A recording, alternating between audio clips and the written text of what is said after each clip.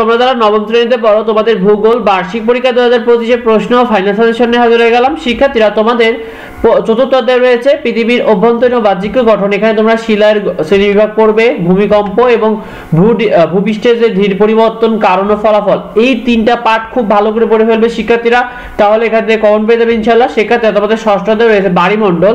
এখানে তোমরা মহাসাগর, সাগর ও উপসাগর ভালো করে পড়বে, সমুদ্র তলে ভূমিরূপ ও সামুদ্রিক সম্পদ এবং সমুদ্র স্রোতের প্রভাব। শিক্ষার্থীরা এই তিনটা পাঠ খুব ভালো করে পড়লে এখান থেকে কমন পেয়ে যাবে। আর আমরা তোমাদেরকে এমসিকিউ সাজেশন খুব দ্রুতই দিয়ে দেবো, সেগুলো পেতে সাবস্ক্রাইব করে রেখো আমাদের চ্যানেলটিকে। শিক্ষার্থীরা তোমাদের অষ্টম অধ্যায় রয়েছে মানব বসতি। এখানে তোমরা বসতির ধরন, গ্রামীণ বসতির ধরন ও বিনাশ এবং নগরের শ্রেণী বিন্যাস, এই তিনটা খুব ভালো করে বললে তোমরা অষ্টম অধ্যায় থেকে প্রশ্ন বলো, এমসিকিউ বলো, কমন পেয়ে যাবে। শিক্ষার্থীরা তোমাদের নবম অধ্যায় রয়েছে সম্পদ ও অর্থনৈতিক কার্যবলী। এখানে তোমরা অর্থনৈতিক কার্যবলী, প্রাকৃতিক নিয়ামক এবং শিল্পের শ্রেণী বিন্যাস, এই তিনটা খুব ভালো করে পড়ে ফেলবে।